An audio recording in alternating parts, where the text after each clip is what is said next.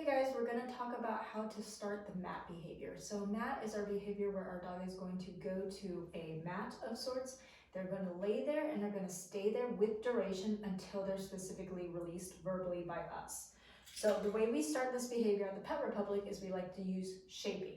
Shaping is clicking and treating closer and closer approximations to our goal behavior, not using luring, not using a hand target or anything like that. We're basically just sort of taking hot and hotter and kind of giving our dog encouragement over time as they start to offer behavior that looks closer to what we want. So the first behavior that you could probably offer, or first behavior you can reinforce that your dog can offer, is just paying attention to the mat. So when I put this mat on the ground, I expect that Severus will orient towards it in some way, and I'm going to click and treat that.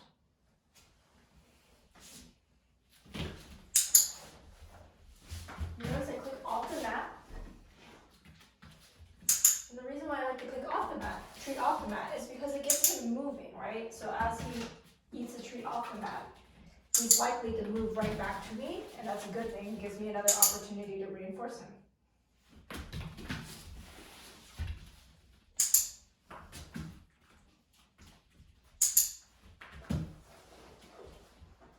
So you can see I'm starting to click him for 4 feet on the mat. And by tossing the treats away from me, I really set him up for success to offer kind of this beautiful behavior of his entire body on the mat. If I click and treat this direction, he might be more likely to stop kind of at my side rather than swinging all the way to the mat. Now he's already been taught this behavior, so he does offer the mat behavior, but it's one of those things for novice dogs where I would definitely specifically be reinforcing them on the other side of the mat.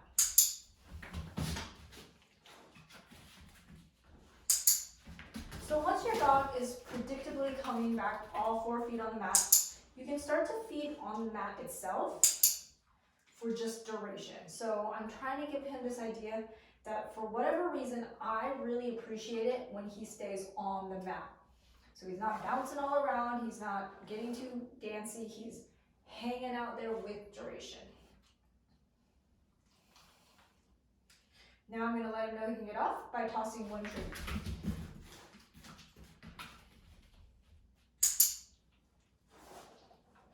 And again, I'm starting to build that nice concept of duration. So you notice that I'm actually putting the treats on the mat itself. I'm not feeding them to his mouth. That's pretty important because I think that it's nice to make a point of the mat itself. If your dog offers a sit or a down, that's all great. We actually really prefer the down. You'll notice that in this down position, I'm paying him right in between his paws so that it's a very predictable place for the treats to land. He doesn't have to pursue them if they jump off of the mat or if they bounce off the mat. I'm just putting them right in front of his face. And again, reset. See what he does now. Good boy.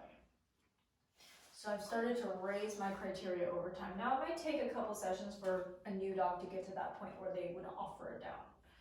But that's where our goal is. We're starting to get eventually away from just 4 paws on the mat to being offered down. Reset.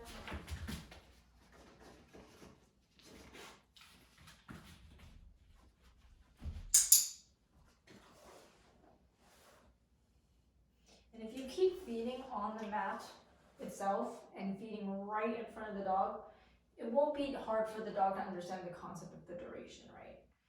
So I'm paying him in such a way that it doesn't make sense for him to feel the need to move because the treat predictably comes to him every time. This would be a really good time to introduce your release cue. So your release cue is just a word that's going to mean you're free to get up. So I use the word free for him. So I'm going to say free and then toss the treat. Now at the very beginning, your dog won't actually know what that word is. So you'll notice that when I had said free earlier with Severus, he actually got up on his own. the first couple times, honestly, the first couple sessions you do this with your dog, they're not going to naturally get up. You're going to have to say the word and just immediately toss a treat. They will start to associate those two events if you keep that order consistent. So say the word, that's the release cue, then throw the free treat. Free.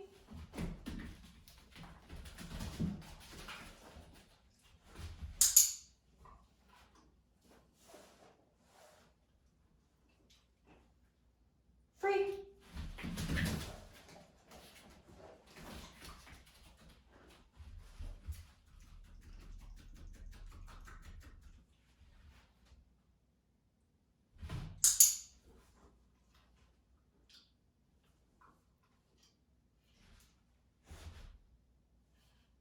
If your dog ever gets up before you release them, you can wait them out for a second or two and see if they'll think to offer the behavior. That's more likely to happen with a very experienced dog like Severus.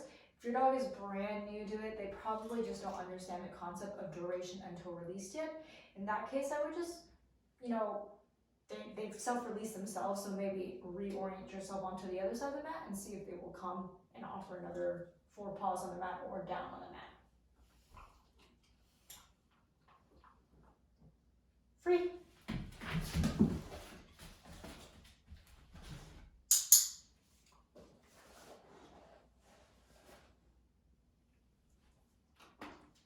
And over time, you will just start to slowly reduce your rate of reinforcement. So, get comfortable, watch some TV, eat a meal, read a book, just hang out next to your dog and give them a little treat or hanging out there with you. If you can get to like 2 minutes, 5 minutes, that would be really great, of your dog just understanding how to relax on the mat a little bit. Free.